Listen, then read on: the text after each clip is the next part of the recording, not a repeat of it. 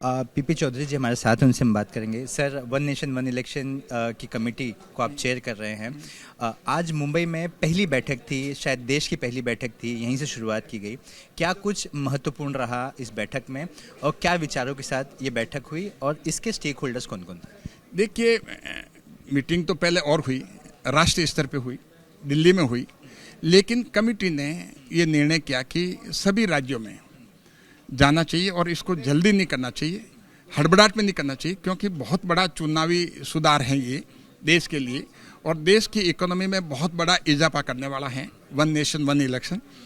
तो इसीलिए मुंबई में जो है ये पहली बैठक जो है या पहला प्रदेश जो है वो महाराष्ट्र है और महाराष्ट्र में ये बैठक हुई है। तो इसमें पहले हमने राज्य सरकार के जो अधिकारी हैं, चीफ सेक्रेटरी हैं, होम मिनिस्ट्री हैं, उनके सेक्रेटरी हैं, फाइनेंस हैं, लॉ हैं और एजुकेशन, इन सबको सुना भी कि इसका वन नेशन वन इलेक्शन अगर नहीं होता है तो इसका इम्पैक्ट कितना पड़ता है और होने से देश को कितना फ़ायदा होता है। तो ये हमें आप स्टडी कर करके दें। और काफ़ी मेंबर सदस्यों ने उनके सवाल भी किए, उनके जो डाउट हैं उन लोगों ने क्लियर किए। और उसके बाद में पॉलिटिकल पार्टीज़ के जो लोग आए, हमारे पूर्व मुख्यमंत्री पृथ्वीराज जी चौहान भी आए और भी सभी रीजनल पार्टीज़ के लोग आए। और उसके बाद में जो आरबीआई को भी हमने सुना, रिजर्व बैंक ऑफ इंडिया पे, कि इकोनॉमिक इम्पैक्ट है वो कितना पड़ेगा। उसके बाद में बैंकिंग इंस्टीट्यूशन है, जो बैंक्स हैं और एलआईसी हैं, वो भी आए, उनका जो है फाइनेंशियल इम्प्लीकेशन भारत की अर्थव्यवस्था में कितना पड़ेगा।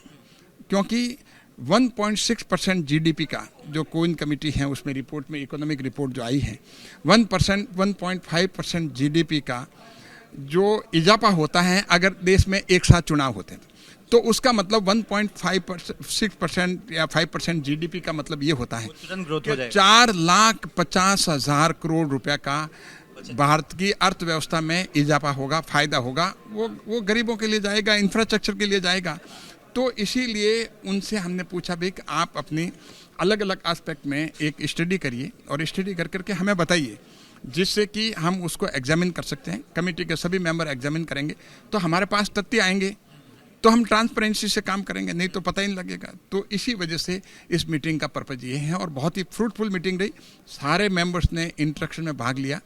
तो करीब 30-32 मेंबर्स जो हैं वो आए हैं। आप सोच सकते हैं कितना इंटरेस्ट ले रहे हैं सारे मेंबर्स इसमें। तो इस बात में मैं खुश हूँ। और सारी रीजनल पार्टीज भी जो हमारे सामने आई तो अपने व्यू पॉइंट रखें। तो हर व्यू पॉइंट को जो है, हम हर व्यू पॉइंट से हमें कुछ न कुछ सीखने को मिलता है। तो हमारे लिए ग्रेट इनपुट है और इन्फॉर्मेशन है। अगली मीटिंग कब होनी है और उस मीटिंग के महत्वपूर्ण सदस्य कौन होंगे? जैसे बैंकिंग सेक्टर जो है मीटिंग अगली 19 तारीख को होगी, कल संडे है, 19 तारीख को होगी। 19 तारीख में कुछ पॉलिटिकल रिप्रेजेंटेटिव वो भी आएंगे और भी लोग जो पब्लिक सेक्टर अंडरटेकिंग के लोग भी आएंगे।